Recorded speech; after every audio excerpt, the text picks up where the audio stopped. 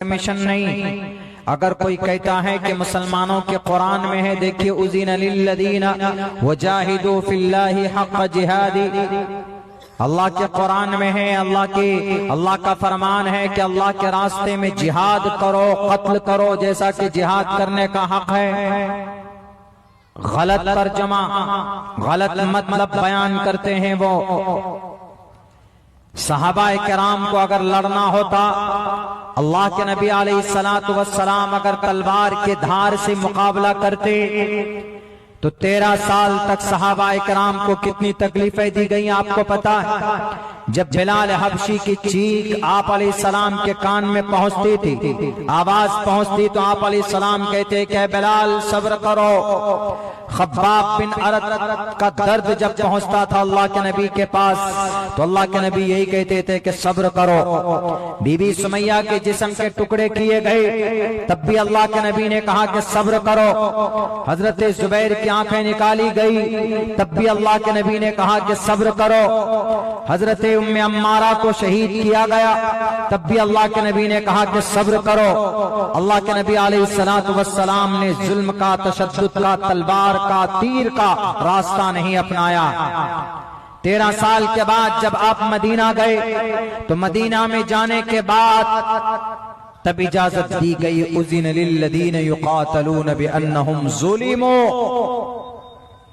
जिन पर जुल्म किया गया उन्हें तलवार उठाने की इजाजत दी गई। और वो भी ऐसे नहीं कि जो जुल्म करता है, जो जालिम है, जो तुमसे लड़ने आता है तो अब चुप मत बैठो, अब बुज़दिल मत बनो, अब मुकाबला करो उनका, तब कुरान इजाजत देता।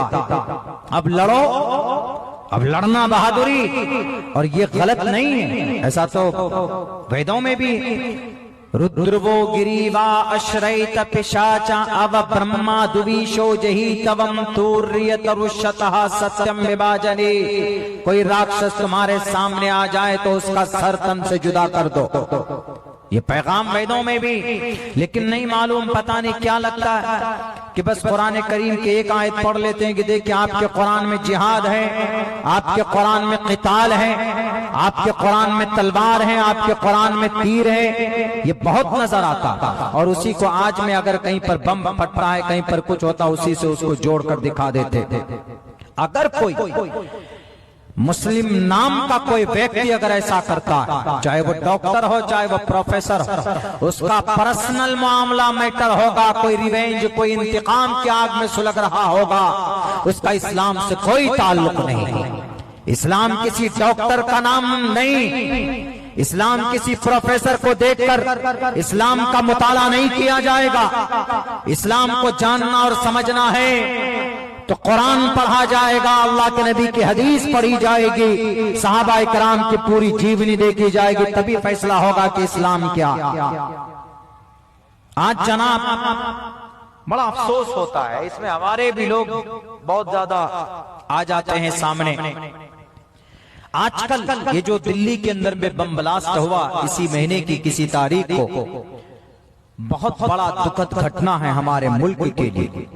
उसमें कोई डॉक्टर था, वो किसी कार में आकर आरडीएक्स वगैरह रखा और 300 साढ़े 300 आरडीएक्स पकड़ा भी गया। वो किसी थाने में जाकर वहां पर भी ब्लास्ट हुआ, वहां पर भी 9 लोग मरे, शहीद हुए।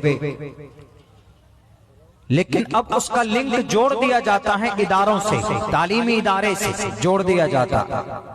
वो डॉक्टर था, वो फलां यूनिवर्सिटी में पढ़ रहा था, फलां यूनिवर्सिटी में।